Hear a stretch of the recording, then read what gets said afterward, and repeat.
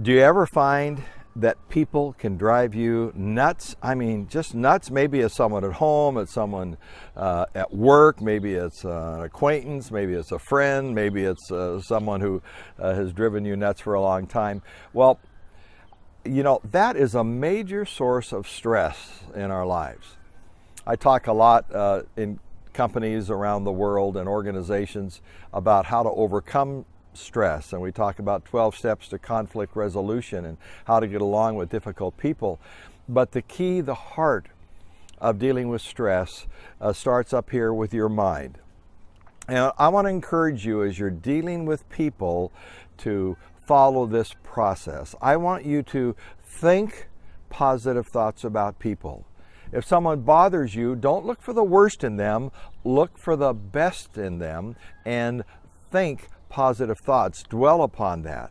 If there's somebody who is even an enemy, think the best about them and what you can do to build them up, not tear them down. So think the best. Don't think the worst. Just think the best about people. Think good thoughts about people. And then the second thing I want you to do is to learn to speak good words to people.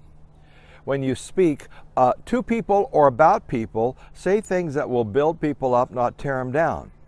Now, there's times when there's conflict, or you're in counseling or coaching with someone like me, an executive life coach, where you need to be open enough about your relationship with people, where people can help you identify the issues, so then you can go back and build people up. But even when you talk about struggles you're having with people, don't just throw it all on them. Own it yourself too.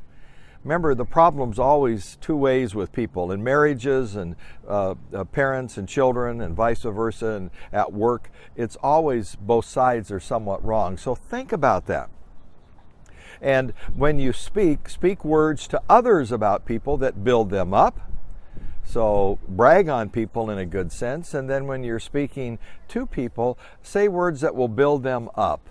I use this as a guide when I think about the people. Is it true? Is it kind? Is it necessary? So I try to say, is what I'm saying true?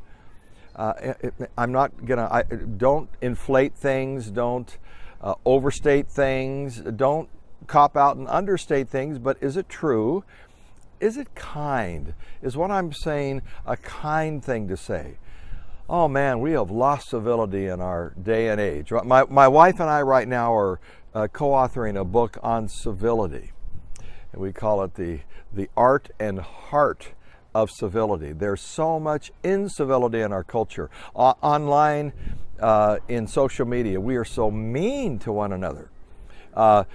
In politics, we tend to be so mean to one another. We attack people. Instead, we need to learn to speak words that build people up. Is it true? Is it kind? And then, is it necessary? Thirdly, one of the best things you could do is just keep your mouth shut and not say something. Too often we say things that just don't need to be said. So say things that are necessary. Don't waste space.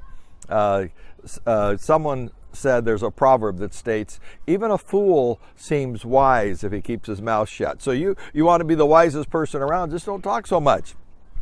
So as you're going forward dealing with the stress of people, the first place to begin is to love people actively by thinking good thoughts, speaking good words, and then finally doing good actions, doing things that will build people up. Come alongside and help people. Encourage them, build them up, be a friend. Now, in the days to come, we're going to talk more about dealing with stress in these short little videos. I hope you'll join me and engage with us as we carry on a dialogue about dealing with stress the right way. Looking forward to it.